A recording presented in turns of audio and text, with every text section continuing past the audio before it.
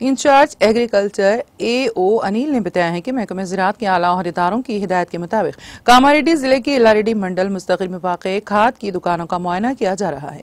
इस मौके पर उन्होंने बताया है कि इलारेड्डी में वाक़ रघुविंदर फर्टिलाइजर, संगमेश्वरा फर्टिलाइजर्स और मिनी खंडा ट्रेडर्स का मुआयना किया गया और किसानों को फरोख्त किए जाने वाले तखुम की तफसीलात रजिस्टर में चेक की गई।